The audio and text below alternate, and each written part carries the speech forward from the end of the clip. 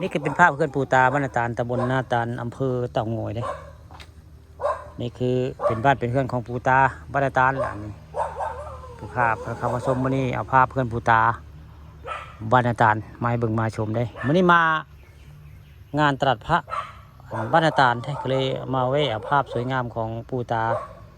บ้านนาตาลมาให้เบิ่งมาชมได้มีสองหลังพี่น้องเพื่อนปูตาบ้านนาตาลมีสองหลังได้นี่ซ้ายขวานี่คือเพื่อนปูตาแล้วนี่แต่ละปีมาข้าเจ้าสิมาเลี้ยงผีนี่แหละนี่ปีนี้มีเท่านึงได้เดือน3ออกใหม่3 ค่ำบ่นี่ข้าเจ้าเลี้ยงผีปูตานี่แต่ละปี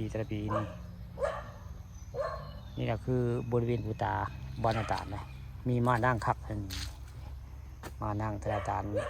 เอาไว้คนมานั่งกินข้าวกินน้ำเวลาเลี้ยงปูตาพี่น้องประจำปีหนึ่งมีทีเดียวได้นี่มาเลี้ยงบริเวณปูตาเป็นนี่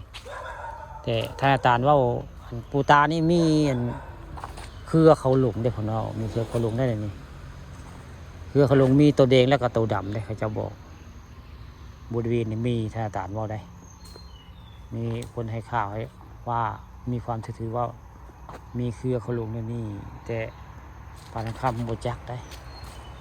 พอตัวแดงก็ตัวดำผมเอาคือเขาหลงนี่แต่ผู้เจ้าทำโบจักดอก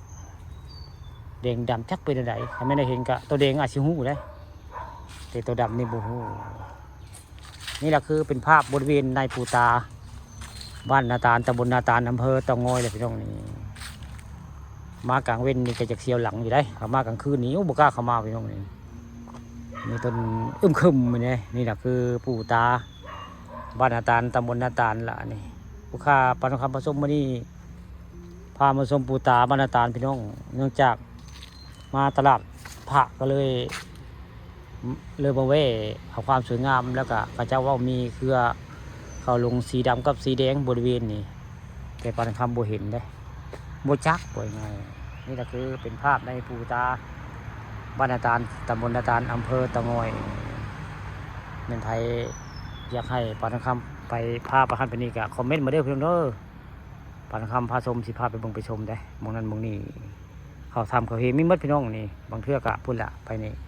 ก็โดนสวรรค์ดงหานก็ไปได้แต่เลี้ยวไปทางใดก็ยังบ่เห็นแน่อันเครือเขาลงแดงกับดำยังบ่เห็นได้เห็นแต่ต้นไม้คึมนี่นั่นอยู่บริเวณปูตา